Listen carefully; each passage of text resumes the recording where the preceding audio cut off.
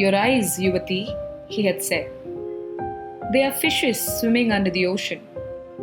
Yuvati, you are a slender 18-year-old wisp of a girl.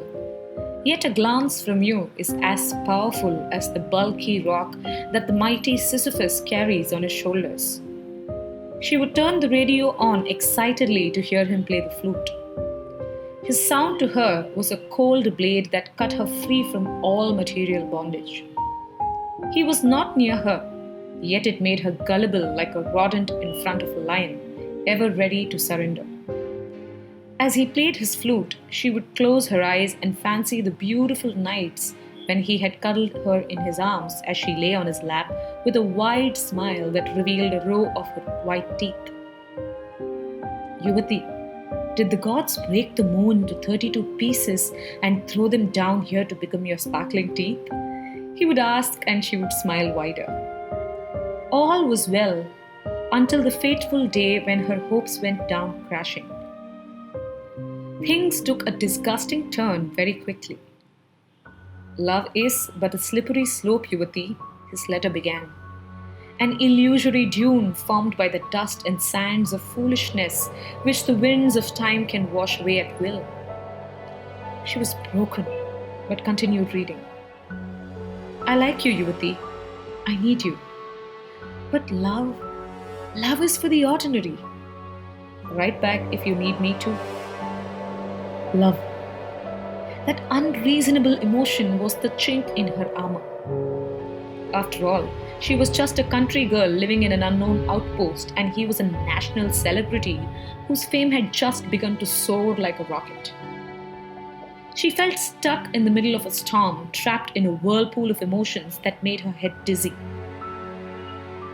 After hours of weeping, her eyes became red and dry. They started paining and she closed them. She was standing on top of a hill, balancing herself precariously, looking at the deep blue ocean far below her feet. She closed her eyes and jumped. She hit the ocean hard and started sinking. She saw corals everywhere that looked like colorful toys she played with when she was a kid. She sank further. Was she sleeping or was she awake? Was she dreaming or was she drowning? She could not say. She had sunk to the depths of the ocean where suddenly a fire surrounded her. A man dressed as a chef was in between the fire. His face was blurred, was half burnt and covered in smoke. He looked happy. He put his hand inside the water and caught a beautiful big fish by the tail. The fish started trembling. She felt she had seen the fish somewhere. He ripped it apart, took its heart out, dug a hole in the water, and buried the heart of the fish. He then turned to her. She was terrified. "Hey, buddy," he said in a soothing voice. "Whom are you hiding from?" And after a long pause asked, "From yourself?" and burst into a fit of laughter.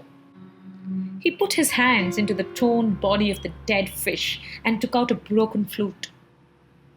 He started playing it. The music sounded familiar, but was not soulful. It became louder and louder and soon became cacophonous and unbearable. She let out a wild cry, and the next moment she was floating above the ocean.